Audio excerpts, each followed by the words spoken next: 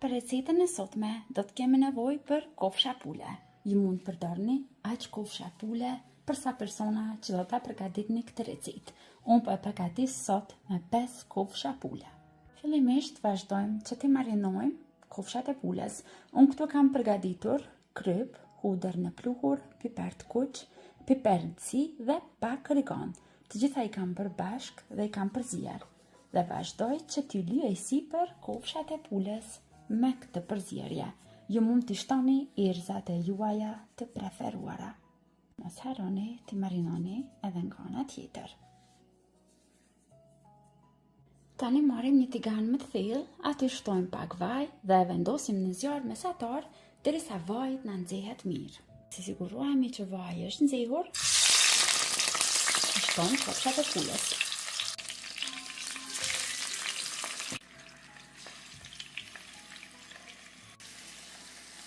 Vazhdojmë kështu në zjarr mesatar, i skuqim kofshat e pules në të dy anët, derisa të na marrin një ngjyrë të bukur. Do t'i fërgojmë me kapak të mbyllur, në këtë mënyrë do të fërgojnë më mirë dhe nuk do spërkaten. Me kujdes, i rrotullojmë nga ana tjetër.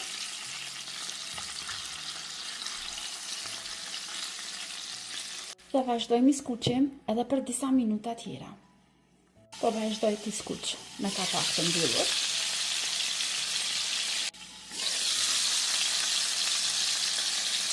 Pra kaq mjafton, disa minuta thjesht sa të marrin këtë ngjyrën krokante. I largojmë nga tigani një nga një, sepse këtu do të vazhdojmë që t'i fërgojmë tani perimet.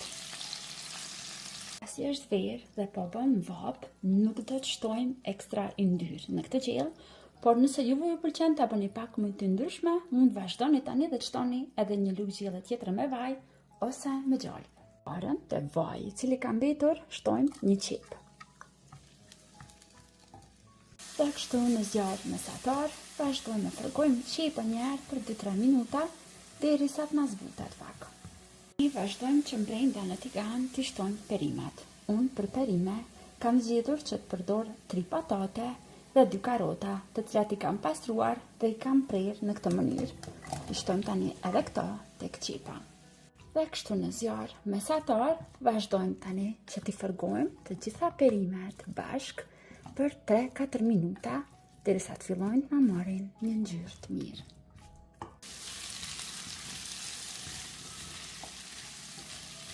Në që janë fërguar edhe perimet, vazhdojmë që t'i shtojmë tani erëzat e përziera. Pasi po përgatisim një tafë më të vjetër tradicionale, atëherë konsumuar më të madhe erëzat e përziera ose vegeta, ashtu do t'a bëj edhe unë, nuk do t'ja ndryshoj shijen, vazhdojmë që t'i kryposim me erëzat e përziera. Përzijejmë mirë që gjitha perimet bëhen me erëza. Bëni kujdes me krypën, sepse erëzat e përziera janë të krypura.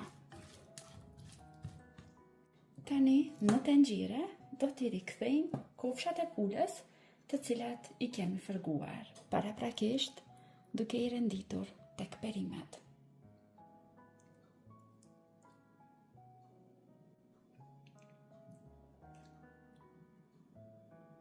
Pasi i rendisim kofshat e pules në tenxhere, e largojmë tenxherën anësh, vazhdojmë që ta bëjmë gati tani salcën. Në një enë më të thellë do të shtojmë 400 gram kos. Tek kosi, gjyshja ime shtonte pastaj edhe 2-3 lugë tjera gjelle me kos të kulluar. Por pasi unë nuk kam në shtëpi dhe kam provuar disa herë këtë recetë, në të kam shtuar krem pana, rezultati më ka dalë shumë i mirë, prandaj po e paraqes sot për ju në këtë mënyrë. Tek kosi do të shtojmë 200 ml hopla ose krem pana. Kremin pana që unë po e përdor është nga marka Pënar. Shija që duhet të dominojë në këtë recetë është hudra, por unë zakonisht e përdor hudër në pluhur. Lirisht mund të shtoni edhe thelbi hudre, disa thelbi sipas shijeve të juaja, por mua më pëlqen hudra në pluhur. Përsëri shtojmë pak erëza të përzier. Shtojmë edhe pak piper të zi dhe përzijmë mirë që të gjitha produktet që kemi shtuar brenda tek ena na lidhen dhe të bëhen bashk. Dhe tani salcën që përgatitëm e shtojmë në tenxhere te kofshat e pulës dhe perimet. Por ajo që duhet të bëni është që duhet të azijeni me kapakun mbyllur. Në këtë mënyrë do krijohet avull dhe glengu do të bëhet më i hollë. Vazhdojmë tani në zjerje. Në zjarr mesatar, dikon përafërsisht 35 deri në 40 minuta do t'i zijejmë, por do t'i kontrollojmë her pas here duke hapur kapakun. Mund ta vrini tani që ka marrë val, salca me njëherë është holluar, andaj ju thash që ta zijeni me kapakun mbyllur.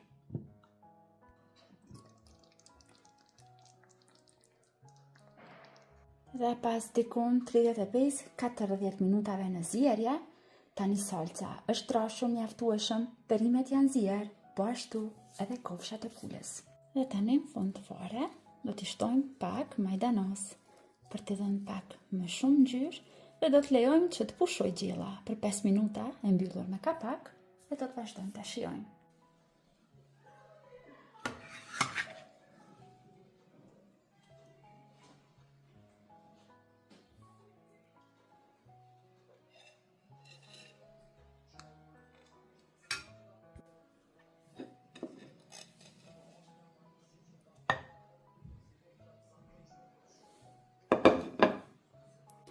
Dhe të dashur miq, pjata është gati.